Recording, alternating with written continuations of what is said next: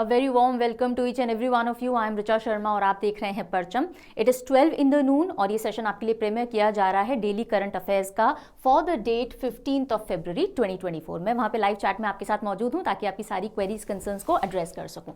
चलिए, अगर हम विक्रमी संवत हिंदू कैलेंडर के हिसाब से देखें तो माघ महीना चल रहा है, शुक्ल पक्ष है, यानी चांद हर दिन बढ़ेगा इस पक्ष में और आज षष्ठी है. सो ऐसा कुछ चंद्रमा हमको दिखने वाला है. आज का जो सेशन होने वाला है, अच्छा अभी इसको आंसर करने की तरफ मत बढ़ जाइएगा, मैं जनरल बता दूं. आज का जो सेशन होने वाला है उसमें हम काफ़ी सारी न्यूज़ देखेंगे, पर एक बहुत बड़ा डेवलपमेंट या एक पूरे मुहिम के बारे में हमको बात करनी जो फार्मर्स चला रहे हैं अभी, फार्मर्स प्रोटेस्ट 2.0 के तौर पे. 2020-2021 के अंदर फार्मर्स प्रोटेस्ट मास लेवल पे देखा गया, सबसे ज़्यादा लंबे समय तक चलने वाला फार्मर्स प्रोटेस्ट इंडिया ने ऑब्जर्व किया. फिर ऐसा क्या हुआ कि वापस 2024 में इस फार्मर्स प्रोटेस्ट को जारी किया जा रहा है. जब 3 फार्म बिल्स रिपील कर लिए गए थे, सरकार ने वापस ले लिए थे, मांगे बहुत सारी फार्मर्स ने सामने रख दी थी, तो अब वो कौन सी मांगे हैं जो पूरी नहीं हो पा रही हैं, क्यों अनरेस्ट में है फार्मर्स और क्या क्या चल रहा है दोनों पक्षों की तरफ से, वो सारा डिस्कशन आज हमको करना है. पर उससे पहले काफ़ी सारी और न्यूज़ है जो हम देखेंगे. चलिए, तो सेशन की शुरुआत हम क्वेश्चन ऑफ द डे से करेंगे जो कल यानी 14th of Feb के सेशन के एंड में मैंने आपसे पूछा था. जाते जाते आपसे क्वेश्चन किया गया था, which banking institution collaborated with AIIMS Delhi for development of smart payment card. AIIMS Delhi के साथ में किसी एक बैंक ने कोलैबोरेट किया स्मार्ट पेमेंट कार्ड इशू करने के लिए, जितने भी पेशेंट्स हैं पर्टिकुलर हॉस्पिटल के अंदर, एम्स दिल्ली के अंदर, उनको, ताकि कैश कैरी ना करना पड़े, स्मार्ट कार्ड से पेमेंट वो कर सकें. तो कौन सा बैंक है जिसने एम्स दिल्ली के साथ कोलैबोरेट किया? अभी एम्स दिल्ली के साथ किया, धीरे धीरे बाकी एम्स के साथ भी करेगा. बिल्कुल सही, state bank of India. Everybody answered it right.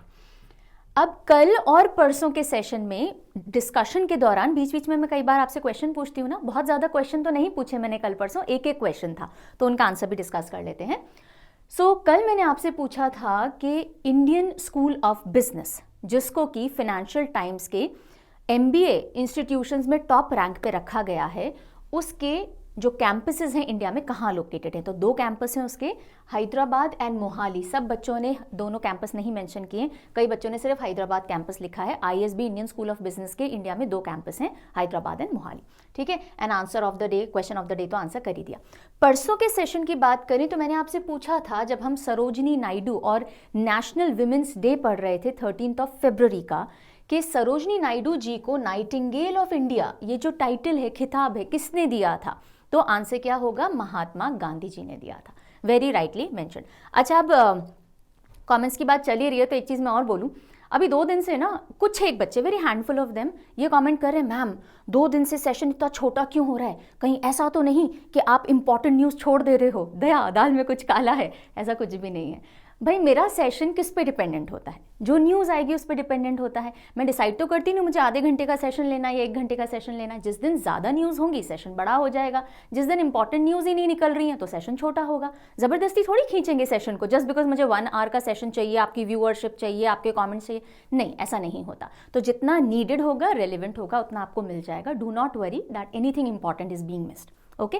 अच्छा, कई बार सेशन बड़ा हो जाता है, बच्चे उसमें भी कंप्लेन करते हैं, मैम बहुत पढ़ाते हो, थोड़ा पढ़ाया करो.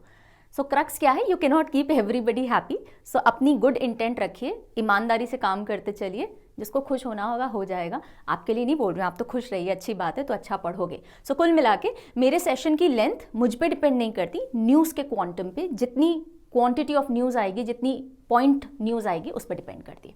ठीक है जी. चलिए करें अब आज की न्यूज़ से शुरुआत. तो सबसे पहले सैड डिमाइस है, एक व्यक्ति की मृत्यु हुई है और वो व्यक्ति बहुत एमिनेंट इंडिविजुअल रहे हैं क्रिकेट की दुनिया, टेस्ट क्रिकेट की दुनिया से, इंडिया से. कौन रहे हैं? दत्ताजी राव गायकवाड़. नाम अच्छे से दिमाग में स्टैंप कर लीजिएगा, दत्ताजी राव गायकवाड़. नेशन के यानी इंडिया के ओल्डेस्ट टेस्ट क्रिकेटर, जो कि इस एज पे जिंदा थे, 95 ईयर्स की एज पे he was surviving. So oldest living test cricketer थे और अब उनका हो चुका है निधन. नाम है दत्ताजी राव गायकवाड़. टेस्ट क्रिकेट के हमारे पहले यानी पुराने समय में कैप्टन भी रह चुके हैं. तो अब हम दत्ताजी गायकवाड़ के बारे में पढ़ेंगे. इनका जन्म वडोदरा के अंदर हुआ, जिसे हम बड़ौदा भी कहते हैं. सो वडोदरा के अंदर 27 अक्टूबर 1928 में हुआ और इनकी डेथ 13 फरवरी को हुई है. न्यूज़ में कल आए हैं, हम पढ़ रहे हैं. सो गायकवाड़ जी की क्रिकेटिंग जर्नी 1948 में शुरू होती है, जब इन्होंने रणजी ट्रॉफी के अंदर अपना डेब्यू किया. किसको रिप्रेजेंट किया? बॉम्बे यूनिवर्सिटी को. इनका टेस्ट डेब्यू 1952 में हुआ। कब हुआ टेस्ट डेब्यू? 1952 में अगेंस्ट इंग्लैंड। इंग्लैंड के टूर पे थे इंडियन टीम तब। 1952 यानी जब से इनका डेब्यू हुआ, पहला मैच इन्होंने टेस्ट मैच खेला, इंटरनेशनल मैच, तब से लेके 1961 तक टोटल 11 टेस्ट मैच भारत के लिए ये खेल चुके हैं और एक बार कैप्टन के तौर पे ये कमांड कर चुके हैं, लीड कर चुके हैं टीम को 1959 में। अगेन इंग्लैंड टूर ही चल रहा था तब। ठीक है, तो Dattaji Gaikwad oldest test player India के अब नहीं रहे। अगली न्यूज एक अपॉइंटमेंट से रिलेटेड आ रही है। ICAI का अपॉइंटमेंट है। ICAI को मिले हैं अपने नए प्रेसिडेंट CA रंजीत कुमार अग्रवाल। रंजीत कुमार अग्रवाल, ये ट्रेंड कभी आपने नोट किया है? मतलब मैंने तो बहुत नोट किया है कि यूजली CAs ना, जो हमारी बनिया कम्युनिटी होती है ना, अग्रवाल गुप्ता, यहाँ से बहुत CA निकलते हैं। बिजनेसमैन होते हैं, उनको अपना बिजनेस संभालना होता है, CA CS कर लेते हैं यूजुअली। मेरे बहुत सारे फ्रेंड सर्कल में CA CS हैं। आई डोंट नो आपने नोट किया नहीं, तो ये याद करने का थोड़ा एक तरीका भी हो जाएगा। रंजीत कुमार अग्रवाल नए ICAI के प्रेसिडेंट इलेक्ट हो गए हैं। ICAI क्या है? Institute of chartered accountants in India. So CA जो होते हैं ना, institute of chartered accountant of India, उनको लीड करने के लिए प्रेसिडेंट होता है और उस प्रेसिडेंट पे अब आए हैं रंजीत कुमार अग्रवाल। अग्रवाल जी हमारे, ओके। और इन्होंने किसको रिप्लेस किया है? इन्होंने अनिकेत S तलती को रिप्लेस किया है। ठीक है, और he has assume charge as 72nd president of ICAI। बात यहीं पे खत्म नहीं करेंगे। ICAI एक ऑर्गेनाइजेशन, एक बॉडी के बारे में आपने अभी अभी मेंशन देखा, तो अब ICAI क्या है, थोड़ा सा स्टैटिक इसके बारे में देख लेते हैं। Institute of chartered accountants in India कब हुआ भाई फॉर्मेशन में? तो पहली चीज तो स्टेट्यूटरी बॉडी है, यानी कि किसी एक्ट के तहत एग्जिस्टेंस में लाई गई। कॉन्स्टिट्यूशन में नहीं लिखा है कि ICAI होना चाहिए इंडिया के अंदर, लेकिन हमने एक लॉ के तहत इसको एग्जिस्टेंस में लाया। तो एक होती है कॉन्स्टिट्यूशनल बॉडी, ठीक है, और एक होती है स्टेट्यूटरी बॉडी। कॉन्स्टिट्यूशनल बॉडी जिसका मेंशन संविधान में किया गया होता है, स्टेट्यूटरी जो हम किसी न किसी एक्ट के तहत बनाते हैं। तो ये चार्टर्ड अकाउंटेंट एक्ट 1949 के तहत एग्जिस्टेंस में आई। कौन से साल? 1949 में ही आ गई। इसका मेन काम क्या होता है? अकाउंटिंग स्टैंडर्ड्स सेट करती है, देन जो ऑडिटिंग वगैरह होती है अकाउंट से रिलेटेड, उनके स्टैंडर्ड्स बताती है, गाइडलाइंस सेट करती है। ये सारे इसके काम होते हैं। कौन सी मिनिस्ट्री के अंडर में आती है? मिनिस्ट्री ऑफ कॉर्पोरेट अफेयर्स के अंडर में। अब अग्रवाल जी इसको लीड करेंगे। ओके, चलिए अगली खबर। अब जो थोड़ी खबर हम पढ़ेंगे वो नेशनल पर्सपेक्टिव से पढ़ेंगे। ये न्यूज़ तो बहुत छोटी सी है, लेकिन इससे रिलेटेड जो हमको लखपति दीदी के बारे में पढ़ना है वो थोड़ा ढंग से पढ़ेंगे। फिर हम कुछ कॉन्फ्रेंसेज एंड समिट्स के बारे में बात करेंगे और फिर हम हमारे फार्मर्स प्रोटेस्ट की तरफ रुख करेंगे। चलिए, सो न्यूज़ क्या आ रही है? लखपति दीदी सम्मेलन के अंदर हमारी प्रेसिडेंट जी ने शिरकत की, और यानी कि शी अटेंडेड दैट पर्टिकुलर सम्मेलन। So president Droupadi Murmu attended and address, यानी उन्होंने लोगों से बातचीत की उस सम्मेलन के अंदर। कौन सा सम्मेलन? लखपति दीदी सम्मेलन। सो लखपति दीदी सम्मेलन ऑर्गेनाइज करवाया गया। कहाँ? राजस्थान के डूंगरपुर के बाणेश्वर धाम में, और वहां पे प्रेसिडेंट द्रौपदी मुर्मू जी ने सभा में जो भी लोग थे उनको एड्रेस किया। ये इंपॉर्टेंट न्यूज़ नहीं है। नोबडी विल आस्क यू कि भाई बाणेश्वर धाम में जो लखपति दीदी सम्मेलन हुआ उसमें किसने एड्रेस किया, नहीं, बिकॉज ऐसे बहुत सारे सम्मेलन अलग अलग स्टेट्स में होंगे। ये न्यूज़ क्यों पिक की गई है? फिर क्यों लिया मैम? अनइम्पॉर्टेंट सी न्यूज़ क्यों पढ़ा रहे हो? अनइम्पॉर्टेंट नहीं है। यहाँ पे बहुत टाइम से हमने लखपति दीदी इनिशिएटिव के बारे में डिस्कशन नहीं किया है, राइट? और इसीलिए न्यूज़ मैंने पिक की है ताकि लखपति दीदी इनिशिएटिव आपको पता हो। बजट जो अभी इंतरिम बजट आया था उसमें भी इसका मेंशन किया गया था। ठीक है, तो चलिए, बाणेश्वर धाम कहाँ है? डूंगरपुर के अंदर है, राजस्थान में। अब इस प्रोग्राम को ऑर्गेनाइज किसने किया था? थोड़ी सी ब्रीफिंग देख लो। Rajasthan rural livelihood development council है, जिसमें बहुत सारी सेल्फ हेल्प ग्रुप से जुड़ी हुई महिलाएं हैं, और इस रूरल लाइवलीहुड डेवलपमेंट काउंसिल का नाम है राजीविका। इनमें से काफ़ी सारी महिलाओं ने इसमें पार्टिसिपेट किया। देन लखपति दीदी इनिशिएटिव, इसका सबसे पहला मास लेवल पे मेंशन देखने को मिलता है जब प्रधानमंत्री नरेंद्र मोदी जी एड्रेस कर रहे थे सभी लोगों को ऑन 15th of August 2023। सो हमारे इंडिपेंडेंस डे स्पीच जो PM मोदी जी ने दी थी तब 15 अगस्त 2023 के अंदर लखपति दीदी इनिशिएटिव का मेंशन किया गया कि ऐसा एक इनिशिएटिव लाया जाएगा जिसमें 2 करोड़ महिलाओं को, अब अगर हम इसकी सारी क्रक्स की बात करें तो 2 करोड़ महिलाओं को जोड़ा जाएगा ट्रेनिंग से और उसके जरिए रोजगार से। सो ऑब्जेक्टिव क्या है? विमेन को माइक्रो एंटरप्राइजेस शुरू करने के लिए प्रोत्साहित किया जाए, ना सिर्फ प्रोत्साहित किया जाए, ट्रेन भी किया जाए। सो फीमेल्स ना जितने भी रूरल एरियाज होते हैं वहाँ पे सेल्फ हेल्प ग्रुप से बहुत ज़्यादा जुड़ी हुई होती हैं। ऐसे छोटे छोटे ग्रुप जिसमें वो धनराशि इकट्ठा करती हैं, एक दूसरे की हेल्प भी करती हैं जब चाहिए होते हैं। जैसे अर्बन लेवल पे हम किटी समझ लीजिए, किटी जैसा एक कॉन्सेप्ट होता है। सो उसी सेल्फ हेल्प ग्रुप की मदद से फीमेल को ट्रेन करना छोटे छोटे कामों में, जैसे प्लम्बिंग हो गया, इलेक्ट्रिशियन का काम हो गया, सिलाई कढ़ाई का काम हो गया, जो हमारे ड्रोन्स बनाने हैं उसका काम हो गया, इन सब कामों में ट्रेन करना ताकि उनको रोजगार मिल सके। सेल्फ हेल्प ग्रुप के पास में प्रोजेक्ट्स आ जाते हैं बिकॉज वो अलग अलग एनजीओज और संस्थाओं से जुड़े हुए रहते हैं, सेल्फ हेल्प ग्रुप। और जब इनके पास में वो प्रोजेक्ट आते हैं तो जो महिलाएं इनसे जुड़ी हुई होती हैं वो उस प्रोजेक्ट के थ्रू अपनी अर्निंग करने लग जाती हैं, राइट। सो कितनी फीमेल्स को ट्रेन करने का टारगेट लिया गया है? 2 करोड़ फीमेल्स को टारगेट किया जाएगा ताकि वो अपनी एक सस्टेनेबल इनकम बना सके। कितनी? ये लखपति दीदी नाम क्यों दिया गया? ताकि सालाना कम से कम 1 लाख रुपए वो कमा सके खुद के लिए। Got it? इसलिए लखपति दीदी नाम दिया गया है। और ये जो स्कीम है या जो इनिशिएटिव है, ये एक और प्रोग्राम जो चलता है गवर्नमेंट का पॉवर्टी को हटाने का, पॉवर्टी एलिविएट करने का प्रोग्राम, उसका नाम है DNRLM यानी दीन दयाल अंत्योदय योजना, नेशनल रूरल लाइवलीहुड मिशन। इसी के तहत लखपति दीदी को भी जोड़ा जा रहा है। Got it? समझ में आ गया? और इसी से रिलेटेड अलग अलग जगह प्रोग्राम्स होंगे बिकॉज अब ये मोर और लेस सभी स्टेट्स के अंदर शुरू किया गया है। ओके, हाँ, मैंने आज आपको पीडीएफ की जानकारी नहीं दी ना, तो आप काफ़ी देर से पढ़ रहे हो, सोच रहे हो कि मैम पीडीएफ कहाँ मिलेगा, कहाँ से लेकर के पढ़ें। आप बोल देते हो नोट्स तो मत बनाओ, ज़रूरत नहीं है, to the point precise notes मैं आपको पीडीएफ में दे रही हूँ। तो आप ये पीडीएफ परचम टेलीग्राम से जा करके ले सकते हो। कहाँ से एक्सेस करें? लिंक तो आप वीडियो के टाइटल पे जाइए, उस पर क्लिक कीजिए, एक डायलॉग बॉक्स ओपन होगा, मोर लिखा हुआ आएगा, उस पर क्लिक कीजिए, आपको सारे इंपॉर्टेंट लिंक मिल जाएंगे, टेलीग्राम का, ऐप का, वेबसाइट का, ऐप को iOS पे कैसे खोलें, वेब एक्सेस कैसे लें, सब कुछ, important playlist, everything is given. ठीक है, वहाँ पे जाके आप देखेंगे तो इंग्लिश का और हिंदी का टेलीग्राम पे दोनों पीडीएफ आपको मिल जाएंगे। इंग्लिश वाला अभी मिल चुका होगा, हिंदी वाला बाय 3 to 4 PM आपको मिल जाएगा। ये डेली सीए के पीडीएफ आपको परचम ऐप के फ्री मटेरियल सेक्शन में भी अवेलेबल होते हैं। ठीक है, वीकली या मंथली मैगजीन चाहिए तो टेलीग्राम पे नहीं मिलेगी जी, parchamclasses.in वेबसाइट पे जाना होगा। कोई भी इंडिविजुअल पीडीएफ वीकली, मंथली या बाकी सारे सब्जेक्ट की अपार्ट फ्रॉम डेली सीए आपको यहाँ मिलेगी। अगर आपके पास में सब्सक्रिप्शन है, पीडीएफ बैंक है जो आपने परचम ऐप से लिए होंगे, तो जुड़ते जाती हैं सारी चीज़ें, आपको कहीं जा करके लेने की ज़रूरत नहीं पड़ती। अच्छा, कल डिस्काउंट का अवेल कर लिया?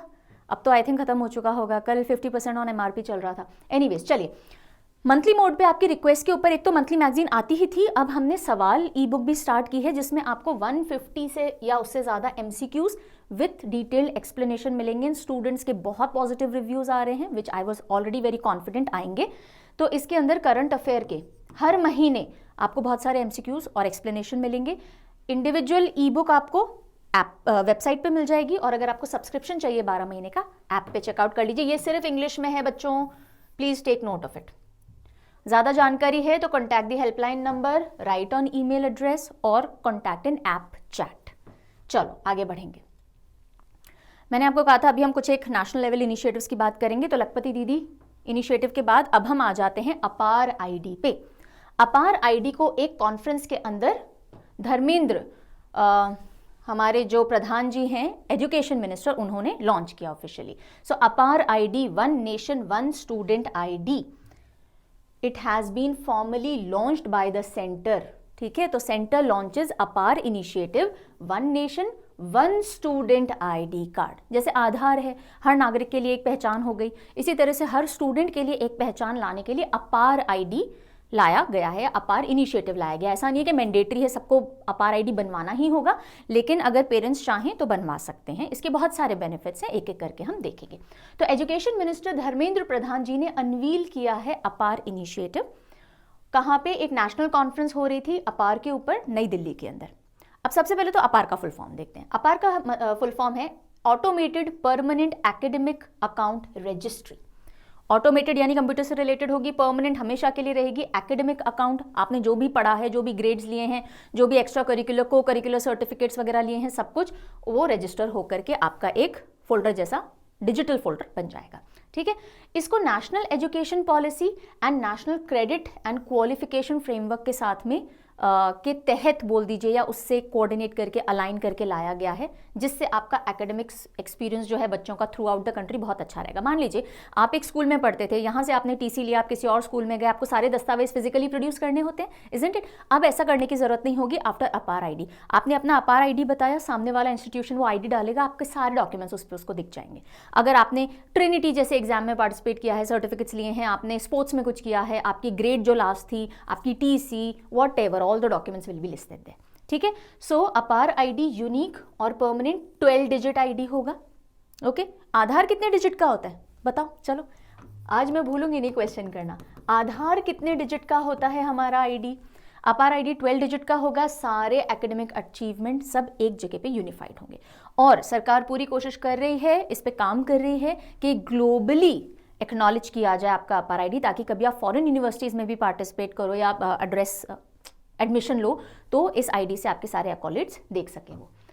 सो अपार इज पॉइज्ड टू बिकम, यानी बन जाएगा, बनाया जाएगा globally recognised document for students in India. दूसरे देशों में भी इसको एक्सेस या मान्यता दी जाए और एक्सेस किया जाए। ये एक न्यू डिजिटल पब्लिक इंफ्रास्ट्रक्चर है, डीपीआई, डिजिटल पब्लिक इंफ्रास्ट्रक्चर, मतलब एक ऐसा इंफ्रास्ट्रक्चर जो आम नागरिकों के सहूलियत के लिए है पर डिजिटल मोड में है। ठीक है, एंड 25 करोड़ अपार आईडीज ऑलरेडी क्रिएट कर दिए जा चुके हैं, ऐसा जो हमारे यूनियन एजुकेशन मिनिस्टर है उन्होंने इन्फॉर्म किया, और इस पे रजिस्ट्रेशन वॉलंटरी है। ठीक है, चलो देन अगले हम चलते हैं digital India #future skills summit 2024। Digital India future skill summit 2024 ministry of electronics and IT पहली बार ये कंडक्ट करवा रहा है। मेडन समिट है और कहाँ हो रहा है? गुवाहाटी, असम के अंदर। यानी बहुत छोटा सा लिखा हुआ है, अगले स्लाइड पे ढंग से दिखेगा। सो ये आज ही कंडक्ट हो रहा है। सो अभी तक तो हो गया होगा जब आप ये पढ़ रहे हो। सो ministry of electronics and IT कौन लीड करता है भाई इसको? अश्विनी कुमार जी लीड करते हैं ना। अश्विनी वैष्णव कुमार कहाँ से आ गए? सो अश्विनी वैष्णव जी, ये लिखा हुआ है। So ministry of electronics and IT to hold first ever digital India future skills summit 2024, कहाँ? गुवाहाटी, असम के अंदर 15 फरवरी को, जिसमें आगे आने वाले टाइम में हम इलेक्ट्रॉनिक्स और आईटी में और क्या क्या क्रांति ला सकते हैं, क्या क्या हमारे टैलेंट को यूज कर सकते हैं और ग्रोथ के लिए, उसके ऊपर डिस्कशन, डेलिब्रेशन किए जाएंगे। इंडस्ट्री एक्सपर्ट्स भी आएंगे, एकेडमिशियंस भी आएंगे और बातचीत होगी। ओके, और कौन से पैनल्स हैं जिसके ऊपर डिस्कशन रहेगा? Semicon, semiconductors, artificial intelligence, cyber security और डिजिटल एरिया में whatever best we can do, इन सब पे डिस्कशन होना है। कौन है हमारे union minister electronics and IT के? Ashwini Vaishnaw. Okay, then coming over to SUFALAM 2024। SUFALAM ये एक एक्रोनिम है। एक्रोनिम मतलब एब्रीविएशन है, शॉर्ट फॉर्म है, इसका एक्सपैंडेड वर्जन होता है startup forum for aspiring leaders and mentors. नहीं दिख रहा, डोंट वरी, अभी अगली स्लाइड पे आप देखोगे। पोस्टर से पहले मैं एक बार बता देती हूँ। सुफलम 2024 फरवरी 13-14 को हुआ। ये एक कॉन्क्लेव था, यानी अगेन एक ऐसा फोरम जहां पे आकर के डिस्कशन, डेलिब्रेशंस किए जाते हैं। So union minister of food processing कौन है? Union minister of food processing Pashupati Kumar Paras, जिसको छुएं पारस के पत्थर की तरह उसको प्रोसेस बना दें उस खाने को। ऐसे याद किया था ना, रॉ फूड को प्रोसेस बना देते हैं ये पारस जी। जैसे पारस किसी भी चीज़ को छूते ही सोना बना देता है, ऐसा हम बोलते हैं ना, sorcerer stone. So union minister of food processing इन्होंने इनॉग्रेट किया सुफलम स्टार्टअप कॉन्क्लेव 2024। कहाँ पे किया जी? पोस्टर पे देख सकते हैं कहीं, नई दिल्ली के अंदर, न्यू दिल्ली के अंदर इसको इनॉग्रेट किया गया। और सुफलम का फुल फॉर्म क्या है? Startup forum for aspiring leaders and mentors. So जो भी लीडर्स या मेंटर्स हैं उनके लिए स्टार्टअप फोरम है एक तरह से। इस इंडस्ट्री के अंदर, फूड प्रोसेसिंग इंडस्ट्रीज में जो भी लीड करना चाहते हैं, मेंटोर करना चाहते हैं, उनके लिए स्टार्टअप फोरम के तौर पे ये ऑर्गेनाइज किया गया, ताकि इनोवेशन को, कोलैबोरेशन को, ग्रोथ को इस सेक्टर के अंदर बढ़ावा दिया जा सके। कुल मिला के हमारा जो फूड प्रोसेसिंग सेक्टर है वो और ग्रो करे, डेवलप करे। इन्हीं चीज़ों के लिए इस तरह के कॉन्क्लेव, समिट, कॉन्फ्रेंसेस किए जाते हैं, ताकि बेस्ट ऑफ माइंड्स आएँ, डिस्कशन करें क्या क्या और किया जा सकता है, और इसीलिए ये भी किया गया। ठीक है, इंडिया की बात करें तो इंडिया फूड प्रोसेसिंग सेक्टर में one of the world's largest market है। एंड व्हाट एल्स, और बहुत पिछले 5 सालों में बहुत बड़ी ज़्यादा हमने ग्रोथ इस मार्केट के अंदर देखी है। चलिए, अगला एक कॉन्फ्रेंस जो हमको देखना है that is Indian power stations operations and management conference IPS 2024। Operations and management नहीं है, सॉरी, ऑपरेशंस एंड मेंटेनेंस है। So Indian power stations operations and maintenance conference या ONM कॉन्फ्रेंस IPS 2024 NTPC ने ऑर्गेनाइज करवाया। किसने करवाया? NTPC ने करवाया, और ये 13 to 15 फरवरी रायपुर छत्तीसगढ़ में ऑर्गेनाइज की गई। So Indian power stations ONM conference 2024 किसने इनॉग्रेट की जी? Inaugurated bye Rajkumar Singh. कौन है ये? हमारे union minister of power, new and renewable energy, इन्होंने इनॉग्रेट की है। और इसको किसने होस्ट किया इस कॉन्फ्रेंस को? NTPC लिमिटेड ने किया। NTPC लिमिटेड को हम पहले national thermal power corporation of India के नाम से जानते थे, लेकिन अब इसको NTPC ही कहा जाता है। ये एक महारत्न स्टेटस की कंपनी है। ओके, मिनी रत्न, नवरत्न, महारत्न, ये कंपनीज होती हैं, right? CPSE, central public sector enterprises. 1975 में इसको कंपनीज एक्ट के तहत बनाया गया था, मिनिस्ट्री ऑफ पावर के अंडर में आती है, और गुरदीप सिंह इसको लीड कर रहे हैं। कंपनी के बारे में थोड़ी सी समझ आ गई, चलिए। So national thermal power corporation या NTPC ने ऑर्गेनाइज करवाया Indian power stations ONM conference. यहां तक की बात समझ में आ गई? ठीक है। थीम क्या रही इस बार की? Operations and maintenance practices for safe, reliable, cost effective power generation. Power, बिजली जनरेट करने के लिए। अच्छा, ये हर बार NTPC ही ऑर्गेनाइज करवाती है, बिकॉज इनका एक फ्लैगशिप इवेंट है ये, क्योंकि इस दिन हिस्टोरिक मतलब इसी समय 1982 के अंदर फर्स्ट यूनिट जो थी NTPC की, वो सिंगरौली के अंदर सेटअप की गई थी NTPC की, और इसीलिए इस इवेंट को कंडक्ट करवाया जाता है। सो मेनली कि हम पावर जनरेशन के सेक्टर को और सेफ, रिलायबल कैसे बना सकें, इससे रिलेटेड डिस्कशन, डेलिब्रेशन किए जाते हैं। सो मोटी मोटी बात आपको जो ध्यान रखनी है, Indian power station ONM conference IPS 2024 NTPC ने होस्ट की। कहाँ पे? रायपुर छत्तीसगढ़ के अंदर। और उसकी थीम क्या रही? Operation and maintenance practices for safe, reliable, effective power generation. Inaugurate किसने किया? हमारे यूनियन मिनिस्टर राजकुमार सिंह ने। ठीक है, चलिए आगे बढ़ेंगे। चलिए जी, now it is time for the farmer protests news. उससे पहले एक छोटी न्यूज़ है इसी फार्मर प्रोटेस्ट से रिलेटेड। उसके बाद इस पूरे प्रोटेस्ट को हम डीपली एनालाइज करेंगे, और ये थोड़ा लंबा चलने वाला है ये न्यूज़, बिकॉज समझने का काफ़ी कुछ है इसके अंदर। तो पहले जो एक छोटी न्यूज़ आ रही है स्टेट न्यूज़ कैटेगरी के हिसाब से समझिएगा, वो क्या है? दैट इन अ फर्स्ट, यानी पहली बार police uses tear gas drones against farmers. Farmers के अगेंस्ट पहली बार टीयर गैस ड्रोन्स यूज करने वाली पहली राज्य या पुलिस कौन बन जाती है? हरियाणा की पुलिस बन जाती है। कौन से राज्य की पुलिस है? हरियाणा की। ठीक है, यहां तक की बात समझ में? Haryana police is the first force to use drones for tear gas. और इन्होंने जो ये ड्रोन्स यूज किए हैं, या अनमैन्ड एरियल व्हीकल जिन्हें हम कहते हैं UAV, वो कहाँ किए? जब फार्मर्स प्रोटेस्ट कर रहे हैं हरियाणा पंजाब बॉर्डर पे, यहाँ पे टीयर गैस ड्रोन्स के थ्रू छोड़ी गई है। ये जो ड्रोन है, ये मैन्युफैक्चर किसने किए, बनाए किसने हैं, असेंबल किसने किए हैं? सो ड्रोन दृश्य ने, उसका फुल फॉर्म है drone imaging and information service of Haryana limited, और ये करनाल के अंदर बेस्ड एक कंपनी है। ठीक है, लेकिन अब मजे की बात देखिएगा कि ये जो टेक्नोलॉजी है ना, drone based tear smoke launcher, drone से टीयर स्मोक को लॉन्च किया जा सके, ये जो टेक्नोलॉजी है, ये ओरिजिनली डेवलप किसने की थी? ये BSF की टीयर स्मोक यूनिट ने डेवलप की थी। ये उनकी तरफ से स्टेटमेंट आया है कि 2022 में हमने इसको डेवलप किया है, लेकिन अभी तक हमने किसी स्टेट गवर्नमेंट को बेचा ही नहीं है इसको। तो हरियाणा कैसे यूज करिए? हो सकता है किसी प्राइवेट प्लेयर के थ्रू उन्होंने इसका जुगाड़ बिठा लिया हो यूज करने का। ठीक है, इतनी समझ में आ गई बात। तो यहां से एक न्यूज आती है कि पहला राज्य जिसकी पुलिस ने ड्रोन के थ्रू टीयर गैस डाली है फार्मर्स पे, वो कौन सा बन जाता है? हरियाणा बन जाता है। ठीक है जी, अब मुद्दा आता है कि फार्मर्स के ऊपर टीयर गैस डाली गई क्यों? क्योंकि वो मार्च कर रहे हैं दिल्ली की तरफ और बहुत सारे हुजूम में जा रहे हैं, आप जैसे पिक्चर में देख सकते हो। तो मार्च कर क्यों रहे हैं भाई? फार्मर प्रोटेस्ट हुआ था 2020-21 के अंदर, जब सरकार ने 3 फार्म बिल्स लाने की बात कह दी थी, और उसके अपोजिशन के अंदर मार्च किया जा रहा था, अपनी डिमांड्स रखी जा रही थी। सरकार ने वो तीनों बिल्स वापस ले लिए, और सरकार ने कहा कि ठीक है भाई, आपका जो मिनिमम सपोर्ट प्राइस की डिमांड है, स्वामीनाथन कमेटी, अभी मैं सब कुछ बताऊंगी, अभी एक बार ब्रीफिंग ले लीजिए। स्वामीनाथन कमेटी, वही MS स्वामीनाथन जो कि फादर ऑफ ग्रीन रेवोल्यूशन है, उनकी कमेटी बिठाई गई थी बहुत पहले, और 2004 के अंदर उन्होंने अपनी रिपोर्ट पेश की थी, जिसके तहत उन्होंने कहा था कि मिनिमम सपोर्ट प्राइस इस हिसाब से तय होना चाहिए।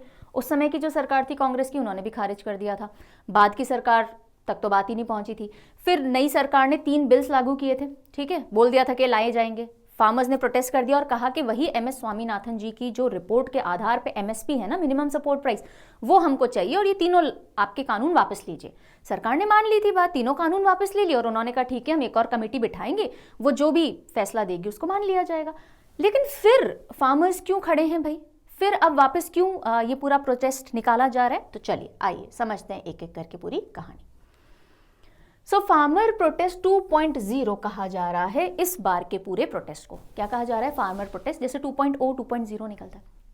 सो यूनियन मिनिस्टर्स से बातचीत हो रही थी इतने टाइम से, जो इन्होंने अपनी मांग रखी थी फार्मर्स ने मिनिमम सपोर्ट प्राइस की, कि भाई हमारी जो क्रॉप्स हैं, फसलें हैं, उनको कम से कम इतने दाम पे तो सरकार को और उनके सेंटर्स को खरीदना पड़ेगा। और इसके ऊपर बातचीत काफ़ी समय से चल रही है, राइट। लेकिन कोई भी संतुष्टि वाला जवाब नहीं मिलने के कारण फार्मर्स जो कि पंजाब, हरियाणा और उत्तर प्रदेश के हैं, उन्होंने एक अभियान छेड़ दिया और वो है दिल्ली चलो। दिल्ली चलो प्रोटेस्ट वापस से छेड़ दिया गया है। मेन डिमांड इनकी क्या है? मेन डिमांड वही है जो पिछली बार भी थी। पिछली बार 2 मेन डिमांड थी, एक तो तीनों फार्मर बिल्स जो है उनको वापस लीजिए, और एक और जो मेन डिमांड थी कि लीगल गारंटी दीजिए मिनिमम सपोर्ट प्राइसेस को, लिखित में कानून बनाइए मिनिमम सपोर्ट प्राइसेस का। बोलने से काम नहीं चलेगा, बिकॉज बोलने के लिए तो सरकार हर साल में 2 बार 24 क्रॉप्स को, 24 फसलों को का एमएसपी डिक्लेयर करती है ना। खरीफ और राबी के समय की जो फसलें होती हैं उन पे एमएसपी डिक्लेयर किया जाता है। लेकिन जो स्टेट एजेंसीज होती हैं जिनको वाकई में फसल खरीदनी होती है, वो लोग चावल और गेहूं के अलावा एमएसपी पे कुछ खरीदते ही नहीं हैं। तो ऐसे में तो किसानों का नुकसान हो रहा है। तो उन्होंने बोला लिखित कानून दीजिए आप, ताकि सबके लिए मान्य हो वो। तो इसी legal guarantee of minimum support prices के चलते मेनली ये फार्मर प्रोटेस्ट निकाला जा रहा है। इसके साथ और भी डिमांड्स हैं, पर मेन डिमांड ये है कि एमएस स्वामीनाथन जी की जो कमेटी की रिकमेंडेशन थी वो लागू कीजिए, उसके हिसाब से एमएसपी लाइए और उसको लीगली बाइंड कीजिए। समझ में आ गई बात? ये मेन मुद्दा है। अब देखते हैं, चलिए तो थोड़ा पिछली बार से चालू करते हैं। 2020 के अंदर, साल 2020 के अंदर फार्मर्स ने प्रोटेस्ट किया था 3 लॉज को लेकर के, और जिनको इनके पूरे इस प्रोटेस्ट के बाद वापस भी ले लिया गया था 2021 में। कौन सी वो 3 एक्ट थी? Farmer produce trade and commerce promotion and facilitation act, दूसरी थी farmer empowerment and protection agreement of price assurance and farm services act, तीसरी थी इसेंशियल कमोडिटीज अमेंडमेंट एक्ट। इन तीनों ही एक्ट को रिपील यानी वापस ले लिया गया था। ठीक है जी, यहां तक की कहानी तो हो जाती है सॉर्ट। इस बार जो मुद्दा है वो है एमएसपी के लीगल करने से रिलेटेड और स्वामीनाथन जी के रिकमेंडेशन को मानने से रिलेटेड। कौन लीड कर रहा है इस बार का जो प्रोटेस्ट है? कौन है लीडर्स? सो आपको 2 जो एक तरह से हम कहें यूनियन है वो सामने आती हुई दिखेंगी। एक है किसान मजदूर मोर्चा केएमएम और दूसरा है संयुक्त किसान मोर्चा जो कि नॉन पॉलिटिकल है। दोनों के अंदर में करीब 200 फार्मर और यूनियन से रिलेटेड और फार्मर और फार्मर्स की यूनियंस और आती हैं। ठीक है, सो लेबर यूनियन और फार्मर यूनियन 200 से भी ज़्यादा इन दोनों के अंदर और आती है। तो बहुत बड़ा एक ग्रुप है ये। मेन कारण मैंने आपको समझा दिया आम भाषा में, एक बार और देख लीजिए कि इंडियन गवर्नमेंट हर साल 2 बार 24 कमोडिटीज़ का एमएसपी यानी मिनिमम सपोर्ट प्राइस तय करती है। और वो किसकी रिकमेंडेशन के बेसिस पे होता है? Commission for agriculture cost and prices CACP की रिकमेंडेशन के तहत राबी और खरीफ के क्रॉप्स टोटल 24 के साल में 2 बार एमएसपी तय किए जाते हैं। यहां तक सही है, यहां तक सारे काम सही चल रहा होता है। लेकिन स्टेट एजेंसीज जो होती हैं, जैसे आप पंजाब, हरियाणा, यूपी की बात करो, यहाँ सबसे ज़्यादा फसल जो की जाती है और जिसकी खरीद एमएसपी पे की जाती है वो चावल होता है। क्यों? क्योंकि सरकार की इतनी सारी स्कीम्स चल रही है जिनके तहत आपको अनाज बांटना होता है गरीबों के अंदर, है ना। तो ये तो खरीद लेते हैं बिकॉज इनका आगे चला जाएगा, लेकिन बाकी क्रॉप्स नहीं खरीदते ये लोग एमएसपी पे। सो स्टेट एजेंसी सिर्फ राइस और वीट, गेहूं और चावल ही खरीदते हैं, जिससे कि करीब 7% फार्मर्स को ही फायदा हो रहा है जो ये सिर्फ 2 क्रॉप उगाते हैं। बाकी फार्मर्स का क्या, जो बाकी क्रॉप्स उगा रहे हैं उनकी फसल तो एमएसपी पे खरीदी नहीं जा रही है। ठीक है जी। सो जो पिछली बार ये मुद्दा उठा था, तो 2021 में एक तो तीनों लॉज वापस ले लिए थे, रिपील कर लिए थे, और साथ ही साथ 2021 में गवर्नमेंट ने कहा था कि वो एक पैनल बनाएगी किसानों का और गवर्नमेंट ऑफिशियल्स का, और वो एक तरीका ढूंढेंगे जिससे सपोर्ट प्राइसेस सभी क्रॉप्स के लिए मिनिमम सपोर्ट प्राइसेस तय किए जा सके, इंश्योर किए जा सके, तय तो अभी भी होते हैं, इंश्योर किए जा सके, क्या किए जा सके, इंश्योर कि भाई जो भी फसलें हैं वो सब एमएसपी पे बिक सकें, ये हम इंश्योर करेंगे और उसके लिए एक पैनल बनाया जाएगा। ठीक है, यहां तक की बात समझ में आ गई? ओके जी। फिर अब 12 जुलाई 2022 को सेंटर एक 29 मेंबर कमिटी बना भी देता है, काफी महीनों बाद, है ना। एक 29 मेंबर एक्सपर्ट कमिटी बनाता है, उस कमिटी का नाम आता है कमिटी ऑन एमएसपी। कमिटी का क्या नाम है? Committee on MSP. और former agricultural secretary Sanjay Agarwal ji को उसका चेयरमैन बना दिया जाता है। अब मजे की बात यह है कि भाई 29 मेंबर की जो एक्सपर्ट कमिटी बनती है उसमें अधिकतर लोग गवर्नमेंट ऑफिशियल्स या गवर्नमेंट के किसी ना किसी विभाग से जुड़े हुए लोग हैं। सो ये जो एक्चुअली में यूपी, हरियाणा और पंजाब का रिप्रेजेंटेशन होना था वो वहां पे जस्टिफाइबल नहीं हो पाया। इकोनॉमिस्ट जो उसमें कमिटी में होने चाहिए थे वो उसमें ज्यादा देखने को मिले ही नहीं। ओके, तो ये बहुत बड़ा सवालिया निशान खड़ा हो गया इस कमिटी के ऊपर कि फेयर एंड जस्ट कमिटी तो है ही नहीं। ओके, सो पंजाब, हरियाणा, यूपी का रिप्रेजेंटेशन नहीं देखा गया। हालांकि उस समय जो यूनियंस थी इन स्टेट्स की उनको इन्वाइट किया गया, 3 मेंबर्स के तौर पे आप कमेटी को ज्वाइन करो, उन्होंने रिफ्यूज कर दिया कि बस इतना सा रिप्रेजेंटेशन आप हमको दे रहे हो, सेंस क्या है, तो उन्होंने ज्वाइन नहीं किया।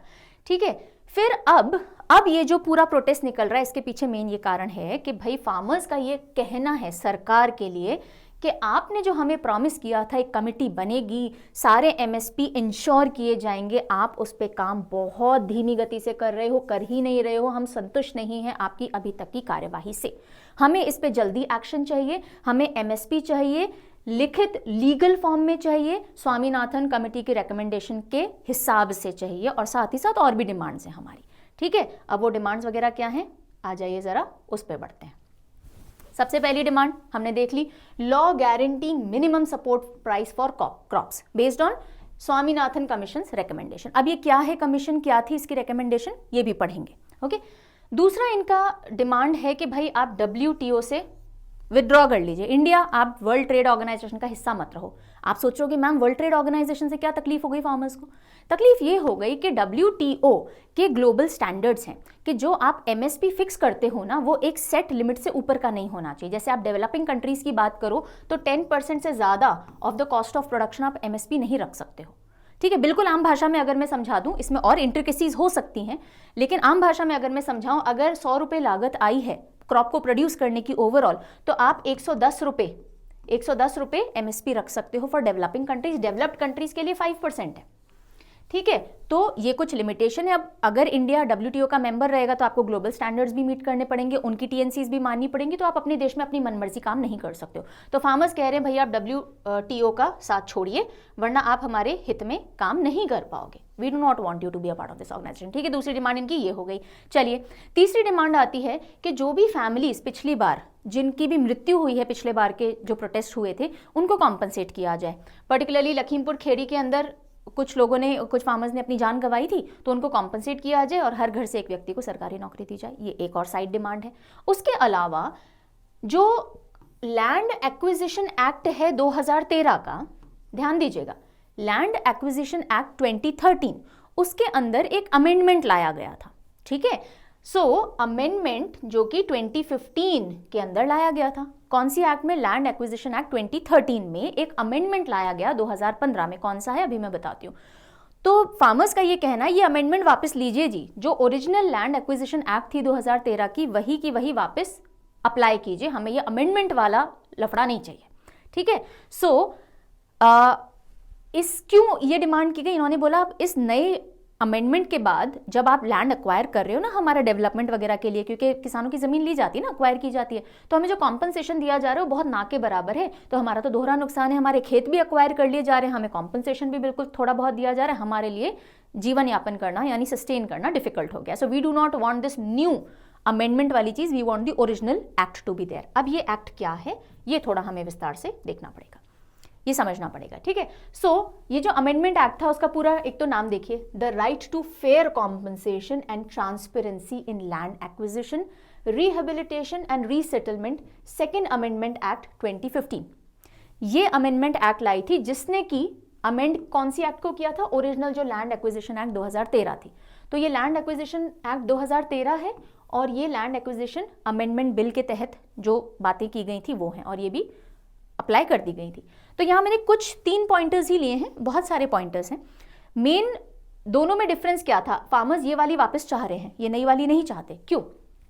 क्योंकि देखिए जो पुराना लैंड एक्विजिशन एक्ट था उसके तहत ऐसा नहीं था कि आप कंसेंट बिल्कुल ले ही नहीं, मतलब आपको कंसेंट लेने की जरूरत ही नहीं है। अगर किसी फार्मर का खेत है तो आप कुछ केसेस में कंसेंट नहीं लेते थे, बाकी केसेस में आपको कंसेंट की जरूरत होती थी। फॉर एग्जाम्पल, अगर गवर्नमेंट का कोई प्रोजेक्ट है तो आपको किसान से परमिशन लेने की जरूरत नहीं है कि आप बेचना चाहोगे या नहीं बेचना चाहोगे, आप उसका लैंड अक्वायर कर सकते हो। ओके, ये इसमें कहा गया था। लेकिन अगर पब्लिक प्राइवेट पार्टनरशिप के तहत कोई प्रोजेक्ट आता है तो 70% लैंड ओनर्स की कंसेंट जरूरी थी। अगर प्राइवेट प्रोजेक्ट कोई आता है तो 80% लैंड ओनर्स की कंसेंट जरूरी थी। बहुत सारे खेत होते हैं ना, तो बहुत सारे लोगों के लैंड है उस एरिया में, तो अगर पीपीपी है यानी पब्लिक प्राइवेट पार्टनरशिप है तो 70% लैंड ओनर्स की आपको परमिशन लेने की जरूरत थी।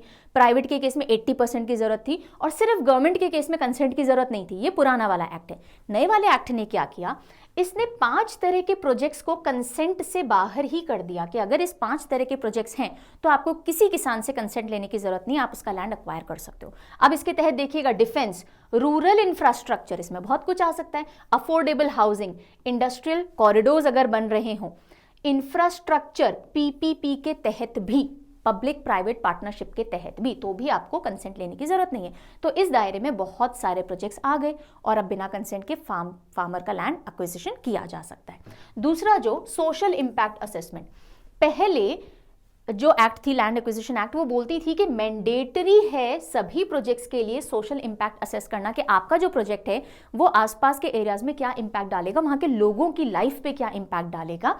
कुछ केसेस में नहीं, जैसे अर्जेंसी हो, है ना, या फिर इरिगेशन प्रोजेक्ट हो जिससे हमें पता है कि एनवायरनमेंट के लिए पॉजिटिव इंपैक्ट आएगा, बाकी सब केसेस में आपको सोशल इंपैक्ट असेस करना जरूरी था। लेकिन इस अमेंडमेंट ने ये बोला कि जो 5 केसेस है ना, यहाँ आपको बिल्कुल सोशल इंपैक्ट असेस करने की जरूरत नहीं है। इसमें तो बहुत कुछ आ गया, राइट। तो फार्मर्स यही बोल रहे हैं कि भाई आपने तो सारी चीज़ों को बाहर कर दिया कि आपको कंसेंट लेने की भी जरूरत नहीं है इन 5 केसेस में, आपको सोशल इंपैक्ट यानी हमारे ऊपर क्या बीतेगी वो भी असेस करने की जरूरत नहीं है।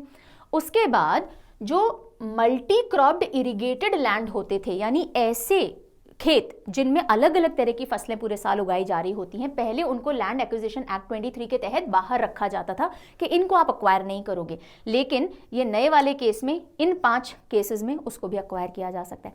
पहले वाले केस में हालांकि कॉम्पनसेशन का प्रावधान नहीं था कि लैंड अगर अक्वायर हो रहा है तो कॉम्पनसेशन जैसा ज़्यादा कुछ प्रावधान नहीं था। इसमें कॉम्पनसेशन के बेटर तरीके हैं, रूल्स हैं, लेकिन किसानों का ये कहना है कि वो कॉम्पनसेशन पर्याप्त ही नहीं है हमारे लिए, इतनी कम कॉम्पनसेशन मिलती है। तो इन दोनों को कंपेयर करो तो हमारे लिए तो पहली वाली एक्ट काफ़ी ज़्यादा बेहतर थी, हमें वही चाहिए। तो मैंने मोटे मोटे तौर पे ब्रीफ में आपको समझाने की कोशिश की है, ठीक है। ये वाला पॉइंट समझ में आ गया। इसके अलावा किसान कहता है कि भाई मेरी और डिमांड है, क्रॉप इंश्योरेंस स्कीम लेकर के आइए, वो भी कमीशन की लाइन के बेसिस पे। कंप्लीट लोन वेवर कीजिए, जो भी फार्मर्स और फार्म लेबर के ऊपर लोन चल रहा है वो आप पूरा हटाइए। जो 58 ईयर ओल्ड फार्मर्स हैं या फार्म लेबर्स हैं उनको पेंशन मिलनी चाहिए 10,000 रुपये। इलेक्ट्रिसिटी बिल 2020 जो आया उसको भी आप हटाइए, और जो भी केसेस फार्मर्स के अगेंस्ट लगे हैं पिछली बार के प्रोटेस्ट के चलते उनको विड्रॉ कीजिए, ठीक है। और जो सरकार ने डिमांड किया था कि भाई हम फार्मर की इनकम को डबल कर देंगे, 2016 में ये ऐलान किया गया था, ठीक है, तो उसके ऊपर भी सरकार काम करे। तो ये सारी डिमांड्स लेकर के अनफुलफिल्ड है क्योंकि डिमांड्स और फार्मर्स प्रोटेस्ट कर रहे हैं, ठीक है। अब इस पूरे प्रोटेस्ट के अंदर एक की चीज सामने आती है, स्वामीनाथन कमीशन, कि हमें स्वामीनाथन कमीशन के हिसाब से एमएसपी सेट करवाना है, लीगल करवाना है। तो स्वामीनाथन कमीशन क्या थी, थोड़ा ये देख लेते हैं। स्वामीनाथन कमीशन एक नेशनल कमीशन ऑन फार्मर्स थी जिसको गठित किया गया था 18 नवंबर 2004 के अंदर, ओके, 18 नवंबर 2004 के अंदर। और इसको चेयर किसने किया, प्रोफेसर एमएस स्वामीनाथन जी ने। एमएस स्वामीनाथन जी ने चेयर किया, वही father of green revolution, right. इन्होंने उस समय जब ये कमीशन बनाई गई थी, क्यों बनाई गई थी, फार्मर्स सुसाइड बहुत ज़्यादा हो रहे थे, ठीक है। तो इन्होंने स्टडी किया कि भाई क्या करें ताकि फार्मर्स के लिए भला हो सके, वो इतने ज़्यादा कर्जों में ना डूबे, इतनी गरीबी में ना जाएं कि उनको सुसाइड करने की नौबत आए। तब उन्होंने रेकमेंड किया कि जो मिनिमम सपोर्ट प्राइस होना चाहिए वो at least 50% more than the weighted average cost of production होना चाहिए, यानी जो एवरेज लागत आती है प्रोडक्शन करने में, कॉस्ट आती है, उससे 50% ज़्यादा करके आपको चीज़ खरीदनी चाहिए। जैसे अगर किसान को कुल लागत, एवरेज लागत 100 रुपये आ रही है प्रोडक्शन में, टोटल कॉस्ट ऑफ प्रोडक्शन, तो आपको ये चीज़ 150 रुपये के हिसाब से MSP सेट करना चाहिए, यानी 50% more of the weighted average cost of production. बिल्कुल नॉर्मल सी भाषा में मैं समझा रही हूँ, ठीक है, बहुत टेक्निकल्स में नहीं जा रही हूँ। सो इसको C2 प्लस 50% फॉर्मूला कहा गया। C2 यानी क्या? Comprehensive cost of production plus 50%। जो भी कॉस्ट ऑफ प्रोडक्शन आई है उसमें 50% और जोड़िए और ये आपका MSP होना चाहिए। पर क्विंटल है तो पर क्विंटल जो लागत आई है प्रोडक्शन करने में उस पर 50% और जोड़िए और ये आपका पर क्विंटल मिनिमम सपोर्ट प्राइस होना चाहिए, ठीक है।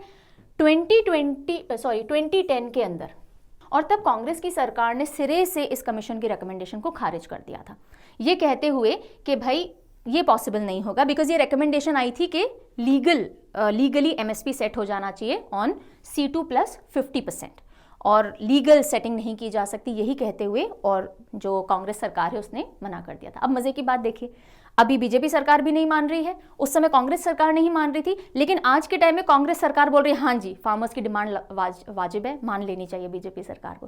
तो ये पॉलिटिकल खेल है, चलता रहता है। उस समय अपने बारे में सोच रहे थे, आज भी अपने बारे में सोच रहे हैं, तो ये उथल पुथल इस पूरे सिनेरियो को लेकर के चल रही है। आई होप मैंने कम से कम समय में आपको पूरा सिनेरियो जो समझाने की कोशिश की है, that you people have understood to a good deal, ठीक है जी। चलिए, तो ये था पूरा फार्मर्स प्रोटेस्ट का ब्यौरा। अब हम आते हैं अगले स्टेट की न्यूज़ की तरफ, और अब हम चल रहे हैं असम। असम में काजी नेमू, ओहो आई एम सो सॉरी, काजी नेमू, नींबू है ये, काजी नेमू को फ्रूट ऑफ असम घोषित कर दिया गया है। काजी नेमू जो कि सिट्रस है, यानी कि लेमन है, सिट्रस लेमन, इसको क्या घोषित कर दिया गया है? State fruit of Assam, state fruit of Assam घोषित कर दिया गया। ऑलरेडी इसको GI टैग मिला था 2019 में। सो बस इतनी सी न्यूज़ है। काजी नेमू सिट्रस लेमन, इसको अपनी जूसी अरोमैटिक नेचर के लिए, बहुत सारी न्यूट्रिटिव वैल्यूज हैं इसमें, इसके लिए स्टेट फ्रूट ऑफ असम घोषित किया है। इसी के साथ साथ 2016 में 2016 में बहुत सारे और स्टेट सिंबल्स घोषित किए गए थे, जैसे state animal, state bird, state flower, वो भी हम देख लेते हैं असम का। So one horn rhino Kaziranga national park के अंदर पाया जाता है ना, वन हॉर्न राइनो को स्टेट एनिमल का दर्जा दिया गया था। स्टेट बर्ड का दर्जा इस beautiful white winged wood duck को दिया गया। और ये जो फ्लावर आप देख रहे हो, another very beautiful thing, foxtail orchid, foxtail orchid ये स्टेट फ्लावर है असम का। हॉलंग स्टेट ट्री घोषित भी किया गया था 2016 के अंदर, ठीक है जी। चलिए, फिर हम आते हैं साउथ में केरला की तरफ। केरला को सेंट्रल गवर्नमेंट से एक अवार्ड मिला है टीबी के चलते, यानी टीबी नहीं है वहाँ पे बहुत ज़्यादा लोगों को, प्राइवेट हॉस्पिटल्स को बहुत ज़्यादा टीबी के ट्रीटमेंट से और टीबी के थ्रू जो मेडिसिन वगैरह के लिए सहायता राशि दी जाती है ना, उससे जोड़ने का केरला ने बहुत अच्छा काम किया है। So Kerala gets award for elimination activities, किसकी? टीबी की। So Kerala gets award for TB elimination activities by Union Ministry of Health and Family Welfare. कौन है यूनियन मिनिस्टर इस मिनिस्ट्री को लीड करने वाले, बताइएगा, ठीक है। सो अवार्ड क्यों मिला है? स्टेट ने बहुत अच्छे एफर्ट्स दिखाए हैं ताकि जो नेशनल टीबी इरेडिकेशन प्रोग्राम है ना, उसको प्राइवेट सेक्टर से जोड़ सके। सो प्राइवेट हॉस्पिटल्स और वहाँ के जो पेशेंट हैं उनको भी निक्षय पोर्टल पे रजिस्टर करवाया है। नए नए रजिस्ट्रेशंस निक्षय पोर्टल पे प्राइवेट प्लेयर्स या प्राइवेट हॉस्पिटल्स और प्राइवेट पेशेंट्स के करवाए गए हैं। निक्षय पोर्टल क्या है? निक्षय पोर्टल, अच्छा उससे पहले ये देख लो केरला की हेल्थ मिनिस्टर कौन है? वीना जॉर्ज, बिकॉज इन्हीं के अंडर में ये इतना उत्कृष्ट काम टीबी के लिए किया जा रहा है। और हमारा नेशनल मिशन क्या है? 2025 तक टीबी मुक्त होना है, राइट। और UN का मिशन कब तक का है? 2030 तक का। निक्षय पोषण योजना, निक्षय पोर्टल जो है या निक्षय पोषण योजना का जो पोर्टल है, तो ये योजना क्या है? जो टीबी के मरीज होते हैं उनको बहुत दवाइयाँ लेनी पड़ती हैं, राइट, उनको अपना ट्रीटमेंट बहुत लंबा जारी रखना पड़ता है, तो कई बार फिनेंशियल कंडीशंस ठीक ना होने की वजह से वो ट्रीटमेंट बीच में छोड़ देते हैं। तो इसलिए इस पोर्टल पे अगर वो खुद को रजिस्टर करवा लेते हैं तो उनको हर महीने 500 रुपये उनके बैंक खाते में दे दिए जाते हैं, या कई बार अगर वो आकर के पर्सनली भी कलेक्ट करके ले जा सकते हैं। सो 500 रुपये पर मंथ न्यूट्रिशनल नीड्स के लिए, दवाई हो या अपनी तबीयत पे ध्यान रखने के लिए ये दिए जाते हैं। ये 2018 में इस योजना को लॉन्च किया गया था। हर ट्यूबरकुलोसिस पेशेंट को, वो पहले से बीमार हो या अभी बीमार हुआ हो, उसको ये सपोर्ट प्राइस दिया जाता है। Got it? सपोर्ट राशि। ट्यूबरकुलोसिस एक बीमारी है जो कि मेनली लंग्स को इन्फेक्ट करती है, पर जरूरी नहीं सिर्फ लंग्स को इन्फेक्ट करे। अगर ये लंग्स को इन्फेक्ट करे तो इसको पल्मोनरी ट्यूबरकुलोसिस बोलते हैं। किसी और ऑर्गन को कर जाए तो एक्स्ट्रा पल्मोनरी ट्यूबरकुलोसिस बोलते हैं। मेजरली लंग्स को इन्फेक्ट करती है और ये एक बैक्टीरिया से होती है जिसका नाम है माइकोबैक्टीरियम ट्यूबरकुलोसिस।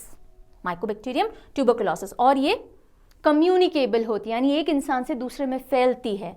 एयरबोन, जब आप खांसते हो तो एक इंसान से दूसरे इंसान में ये बैक्टीरिया ट्रांसफर हो जाते हैं, person to person. Then coming over to the sports category of news. So ये कौन है भाई? ये कौन है? हमारे स्पोर्ट्स मिनिस्टर हैं। Sports minister handed over chess olympiad torch to Budapest. Budapest को टॉर्च ओलंपियाड का नहीं, चेस ओलंपियाड का टॉर्च पास ओवर किया गया है, क्योंकि अब जो अगला चेस ओलंपियाड होगा वो बुडापेस्ट हंगरी के अंदर ऑर्गेनाइज किया जाएगा। पिछला जो चेस ओलंपियाड था वो इंडिया ने ऑर्गेनाइज किया था। So union minister of sports and youth affairs Anurag Singh Thakur, इन्होंने और इनके साथ में इंटरनेशनल चेस फेडरेशन के प्रेसिडेंट आर्कादी द्वोरकोविच, इन लोगों ने मिलकर के वो जो टॉर्च है वो किसको हैंड ओवर किया है? बुडापेस्ट हंगरी को चेस ओलंपियाड का टॉर्च हैंड ओवर किया है, जो कि 45th एडिशन चेस ओलंपियाड का कंडक्ट करेंगे। कहाँ होगा 45th एडिशन चेस ओलंपियाड का? बुडापेस्ट हंगरी के अंदर। 44th एडिशन जो था वो इंडिया के अंदर कंडक्ट करवाया गया था, चेन्नई के अंदर, तमिलनाडु में।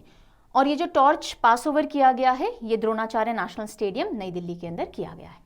सो 44th edition, like I was telling you, Chennai के अंदर हुआ था 2022 के अंदर। कौन जीता था? ओपन इवेंट्स की बात करें उज्बेकिस्तान, विमेन इवेंट्स के अंदर यूक्रेन, और इंडिया दोनों ही कैटेगरी में ब्रॉन्ज मेडल लेकर के आया था। Then ICC player of the month हो चुके हैं अनाउंस।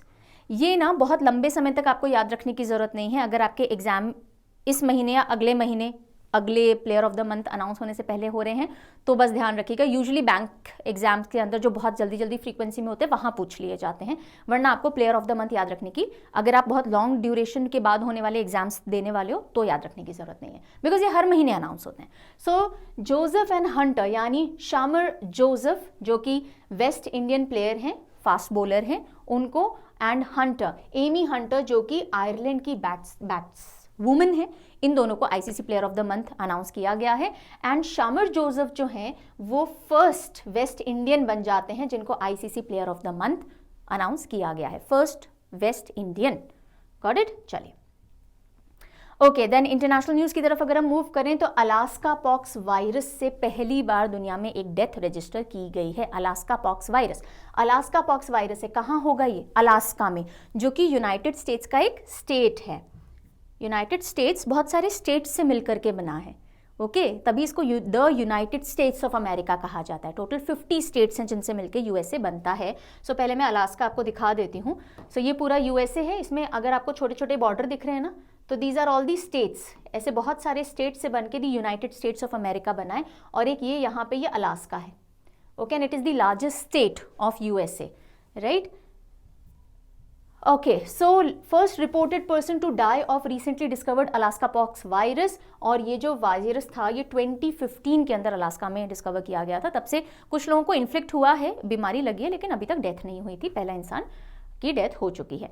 ये यूजुअली स्मॉल मैमल्स में देखा जाता है, जैसे चूहों में दिख गया, देन डॉग्स, कैट्स के अंदर, लेकिन अब रिसर्चर्स ने देखा है कि ये इंसानों में भी ट्रांसफर हो सकता है, और इसके सिम्टम्स में rash, Solan lymph nodes, joints, muscle pain, ये सब देखा जाता है।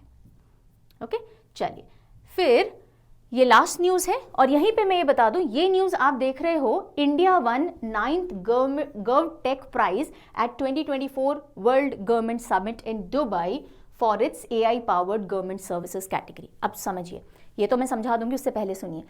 PM मोदी जी की दुबई विजिट रही, और उसी टाइम पे रही जब 2024 ग्लोबल वर्ल्ड गवर्नमेंट समिट भी वहाँ चल रहा था, ठीक है। इससे जुड़ी हुई काफ़ी सारी न्यूज़ हमने इकट्ठी कर ली है और हम उसको कल डील करेंगे। मैंने पर्पसफुली ये आपके साथ टुकड़ों टुकड़ों में नहीं ली है, बिकॉज कोई भी एक इवेंट होता है उसकी सारी न्यूज़ एक साथ पढ़ने से रिटेंशन बहुत ज़्यादा रहता है, समझ में चीज़ें ज़्यादा आती हैं। तो मैं ये नहीं चाह रही थी 2 न्यूज़ आज आइए 2 न्यूज़ कल आइए तो हम टुकड़ों टुकड़ों में उसको पढ़ें। दैट इज़ वाई आज तक सारी न्यूज़ आ गई हैं। Now we'll be taking it up in tomorrow's session. जो पूरा 2024 वर्ल्ड गवर्नमेंट समिट रहा, उसमें पीएम मोदी जी का एड्रेस रहा, क्या क्या लॉन्च हुआ नहीं हुआ, वो सारी चीज़ें हम कल कवर करेंगे। एक ये अवार्ड आज देख लेते हैं, क्योंकि मुझे आपको बताना था इसलिए मैंने ये न्यूज़ पर्पसफुली डाल ली। India won 9th GovTech prize. So जो world government summit 2024 Dubai UAE के अंदर हो रहा था, उसके अंदर 9th गवर्टेक प्राइज इंडिया को मिला। कौन सी कैटेगरी के लिए? AI powered government services. Artificial intelligence से पावर की गई किसी गवर्नमेंट सर्विस के लिए, और वो गवर्नमेंट सर्विस क्या है? आई रास्ते प्रोजेक्ट। कौन सी सर्विस? आई रास्ते प्रोजेक्ट। सो AI की मदद से जो हमारे हाईवेज हैं, ओके, और जो हमारे रोड्स हैं उनको इंप्रूव किया जा रहा है, सच दैट एक्सीडेंट की टेंडेंसी कम हो सके, इंजरीज की टेंडेंसी कम हो सके, और ये आई रास्ते प्रोजेक्ट है। It uses AI technology to improve road safety to prevent accidents. Okay, GovTech prize क्या है? एक एनुअल प्राइस है जो कि यूएई सरकार देती है गवर्नमेंट प्रोजेक्ट्स को जिनसे कोई ना कोई आपने इनोवेशन किया हो और उससे कोई मास इम्पैक्ट पड़ता हो उस इनोवेशन से।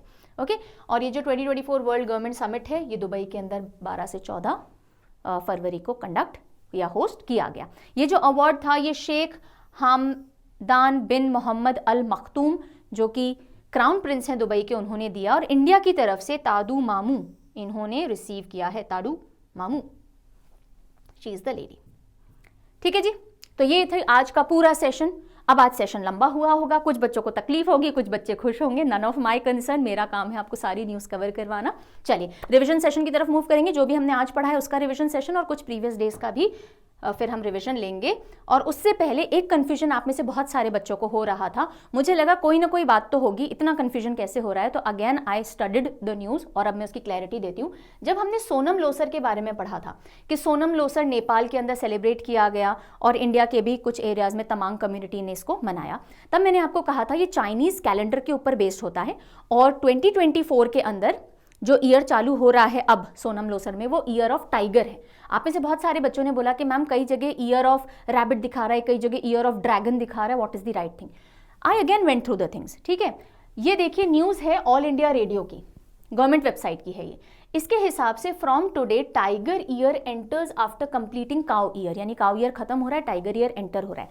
लेकिन एक और बात है, ये जो न्यूज़ इन्होंने दी है ये मंजूश्री कैलेंडर के हिसाब से है, मंजूश्री कैलेंडर, जबकि ये जो पूरी न्यूज़ थी ये हमारे चाइनीज़ कैलेंडर से ही इन्फ्लुएंस मंजूश्री कैलेंडर की। मंजूश्री कैलेंडर पर्टिकुलरली नेपाल में फॉलो किया जाता है। ठीक है, ध्यान दीजिएगा, पर्टिकुलरली नेपाल में। तो जब हम बोल रहे हैं 2024 is the year of tiger, तो वो हम किसकी बात कर रहे हैं? पर्टिकुलरली नेपाल की बात कर रहे हैं। ठीक है, नेपाल की बात कर रहे हैं। अगर आप अदरवाइज चाइनीज कैलेंडर की बात करो जो चाइना में फॉलो किया जाता है, तो वहां पे 2024 इज ईयर ऑफ ड्रैगन। ठीक है, लेकिन अगर हम इस न्यूज के कॉन्टेक्स्ट में बात करें, सोनम लोसर जो कि नेपाल में मनाया गया, तो नेपाल में 2024 is the year of tiger as पर मंजूश्री कैलेंडर, एंड अदरवाइज जो चाइनीज कैलेंडर है उसके हिसाब से 2024 is the year of dragon. समझ में आ गया? आप कंफ्यूजन नहीं होगा। चलिए आगे बढ़ते हैं। ओके, जिन बच्चों को जीए पढ़ना है मेरे साथ, तो आप स्टैटिक जीके कोर्स ज्वाइन कर सकते हो। ये पूरा मैंने पढ़ा है, परचम ऐप पे अवेलेबल है। इंट्रोडक्टरी वीडियो फ्री क्लासेस हैं, देख लीजिएगा। पूरा कोर्स भी अवेलेबल है जीए का, डिस्क्रिप्शन पढ़ लीजिएगा। कोई डाउट क्वेरी कंसर्न है तो हेल्पलाइन नंबर पे कॉन्टैक्ट कर लीजिएगा। ठीक है, चलिए पहला question, which project from India win 9th GovTech prize at world government summit 2024? यानी कि विश्व सरकार शिखर सम्मेलन 2024 में भारत की किस परियोजना को 9वां गवर्नमेंट पुरस्कार मिला है? ठीक है, 9 गोवटेक प्राइज कौन से प्रोजेक्ट ने जीता है? विच प्रोजेक्ट इंडिया ने जीता एक कैटेगरी के अंदर, पर कौन से प्रोजेक्ट के लिए? प्रोजेक्ट आई रास्ते, प्रोजेक्ट आई रास्ते के लिए। नेक्स्ट क्वेश्चन देखेंगे। अगेन ये ऐसे आंसर नहीं दोगे सी सी सी ए, ये होल्ड पे चले जाते हैं रिव्यू में, मुझे अप्रूव करना पड़ता है, ऐसा मत करो। सीधा आंसर दो A C B D, right like this. Okay, don't bother me so much. So who became the first West Indian to win men's ICC player of the month award? पहला West Indian खिलाड़ी ICC player of the month जीतने वाला, award पाने वाला कौन है? कौन है भाई? शामर जोसेफ, शामर जोसेफ है। Okay, which city will host 45th edition of chess olympiad? 44th edition India ने होस्ट किया था, 45th एडिशन जो है चेस ओलंपियाड का कौन सी सिटी होस्ट करेगी? आंसर क्या है? आंसर है Budapest, Hungary. Very good. Next, Kaji Nemu. Kaji Nemu has been declared state fruit of which Indian state? कौन सा भारतीय राज्य है जिसका Kaji Nemu state fruit declare किया गया है? Answer is Assam. Assam. Okay, अब हम चलते हैं कुछ प्रीवियस डेज क्वेश्चन की तरफ। According to financial times global MBA ranking 2024 कौन से इंस्टीट्यूशन को टॉप पोजीशन मिली है इंडिया में? इंडिया में टॉप पे कौन आया है? ISB, Indian school of business. Okay, next सवाल। Which team from the Indian Air Force is actively participating in Singapore Air Show 2024? Singapore air show 2024 जो कि अब होगा, ठीक है, उसमें इंडियन एयरफोर्स की कौन सी टीम पार्टिसिपेट करेगी? अपने हेलीकॉप्टर्स के साथ। हेलीकॉप्टर का नाम भी लिख दो, मजा आ जाएगा मुझे अगर आप लिख दोगे। सारंग टीम है, वेरी गुड, उनके हेलीकॉप्टर का नाम लिखो। Where is the venue for world government summit 2024 located? World government summit 2024 कहाँ हुआ? बहुत सिंपल सा हो गया ये तो क्वेश्चन, अभी तो पढ़ लिया हमने, दुबई, UAE। ओके, ठीक है। And then who was recently sworn in as chief justice of Meghalaya high court? Meghalaya high court के चीफ जस्टिस के तौर पे हाल ही में किसने शपथ ली? मेघ, कौन मना करता है मेघ में बाहर मत जाइए? वैद्य जी मना करते थे, justice S Vaidyanathan. And this is your question of the day my dear girls and boys. who has been elected as the new president of Institute of Chartered Accountants of India ICAI के नए president के तौर पे किसको elect किया गया है? This is all for today. I really hope सब कुछ समझ में आ गया होगा। कल के सेशन में बाकी सारी न्यूज़ तो हम कवर करेंगे ही, पीएम मोदी जी के दुबई दौरे के बारे में भी सारी चर्चाएं हम करने वाले हैं। So do not miss tomorrow's session. Take good care of yourself. Bye bye.